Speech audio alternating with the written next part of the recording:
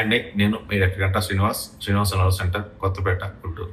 ఈ మధ్య ఈ 2 నెలల నుంచి కనీసం ఒక 7, 8 మంది ఆల్కహాల్ పేషెంట్లని చూడటం జరిగింది. వాళ్ళలో ఉన్న అపోహలు ఏందంటే మా ఫ్రెండ్స్ ఉన్నారండి, చాలా మంది తాగుతున్నారు బాగానే, వాళ్ళకేమి ఫిట్స్ రాలేదు, నాకెందుకు ఫిట్స్ వచ్చినాయి అని ఒక అతను క్వశ్చన్. ఇంకో అతను క్వశ్చన్, తాగొచ్చు అంటున్నారు కదండి కొంతమంది, ఎంత తాగితే మాకేం ఇబ్బంది లేకుండా ఉండేది అని ఇంకో అతను క్వశ్చన్.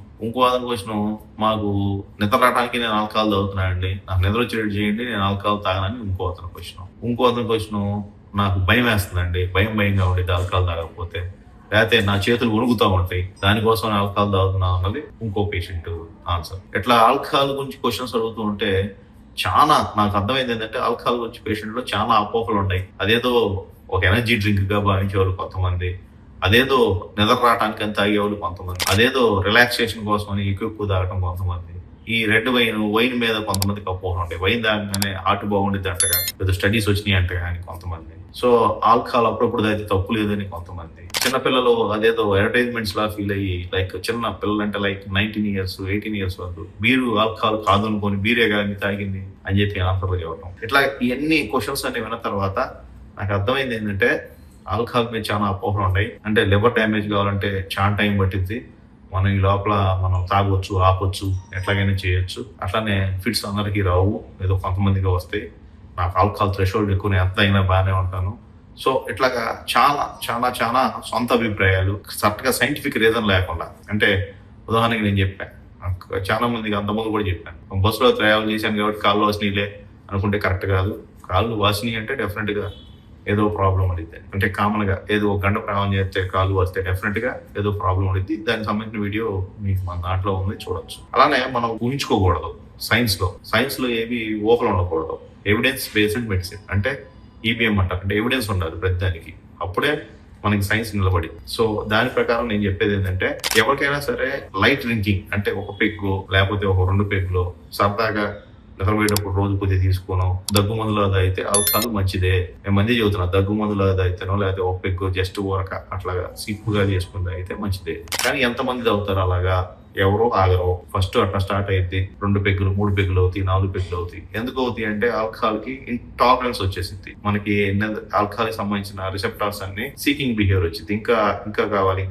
ఆ తర్వాత ప్లెజర్ ఎఫెక్ట్ కోసం మనం ఆ ప్లెజర్ రావడానికి ఇంకా ఇంక్రీజ్ చేసుకుంటూ వెళ్తాం డోస్. అందుకని అట్లా ఫస్ట్ ఒక పెగ్గుతో స్టార్ట్ అయింది, అది ఒక హ్యాబిచువల్ గా మారి చివరికి దానికి తెలియకుండానే ఎడిక్ట్ అవుతారు. సో అడిక్షన్ అనేది ఎందుకు వచ్చింది అంటే, దానివల్ల ప్లెజర్ వచ్చింది. ప్లెజర్ అంటే ఐ మీన్ ఒక హ్యాపీ మూడ్ లో గానీ, ఎవరిని లెక్క చేయతనం గానీ, మనకున్న బాధలు కాసేపు మర్చిపోయేతనం గానీ, అలా ఒక్కొక్కరికి ఒక్కొక్క రిలాక్సేషన్ వచ్చింది. కొంతమంది ఏమో నేను బాగా అంటే నాకు ఎందుకంటే ఆల్ టైప్స్ ఆఫ్ పేషెంట్స్ వస్తారు. అంటే ఉన్నత వర్గం నుంచి, ధనిక వర్గం నుంచి, మిడిల్ క్లాస్ నుంచి, లేని వాళ్ళు అంటే జస్ట్ కూలి పని చేసుకునే వాళ్ళు వస్తారు. సో ధనిక వర్గంలో ఉన్నాయనేమో నాకు అప్పులు ఇచ్చాను, లేకపోతే ఇవ్వాల్సిన వాళ్ళు ఇచ్చారు అనేటి వల్ల తాగేవాళ్ళు. లేకపోతే సోషలైజ్డ్ డ్రింకింగ్, ఏదో సరదాగా ఫ్రెండ్స్ కలుస్తారు, నేను బాగా రిలాక్సేషన్ కావాలి, మేము అన్ని రోజులు పనిచేసాం కదా, సో శనివారం ఆదివారం పూట తప్పే ఉందనేది మన సాఫ్ట్వేర్ వాళ్ళు. ఇట్లా పాపం ఈ పేదవాళ్ళు ఏదైతే రోజంతా సాయంత్రం అంతా పని చేసుకుంటామండి, 5ంటికి వచ్చేవారికి నొప్పులు వస్తాయి.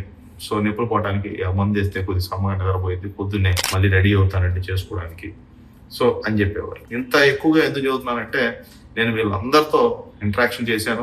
ఎందుకంటే ఆల్కహాల్ క్వశ్చనీర్ మార్చడానికి ట్రై చేశాం కాబట్టి వాళ్ళని అన్ని అడిగేవాళ్ళు, మీరు ఎందుకు తాగుతున్నారు అంటే ఈ కారణం ఏంటి, మీకు తాగడం వల్ల ఏమి ఉపయోగాలు వచ్చినాయి, మీకు తాగడానికి అసలు కారణం ఏంటి, అసలు మీకు ఎట్టా అలవాటు అయింది, ఇవన్నీ అడగబట్టి అన్ని క్వశ్చన్స్ నేను మీకు వాళ్ళ ఎక్స్పీరియన్స్ ప్రకారం మీ ముందు చూడటం జరిగింది. ఈ వీడియో మెయిన్ ముఖ్య ఉద్దేశం ఏంటంటే, ఆల్కహాల్ గురించి ఇప్పుడు చెప్తే వ్యాస్ట్ టాపిక్ అది. అంటే నేను ఆల్కహాల్ నుంచి ఒక 1 hour లేకపోతే 2 hours వీడియో చేస్తే మీకు చూడటానికి బోర్ కొట్టచ్చు. నేను ఏం చెప్పింది ఏంటంటే, మీరు అనుకున్నది అంటుంది కరెక్ట్ కాదు. లివర్ మంచి ఆర్గాను, చాలా మంచి ఫ్రెండ్లీగా ఉంటుంది, దానికి థ్రెషోల్డ్ కొద్దిగా ఎక్కువ.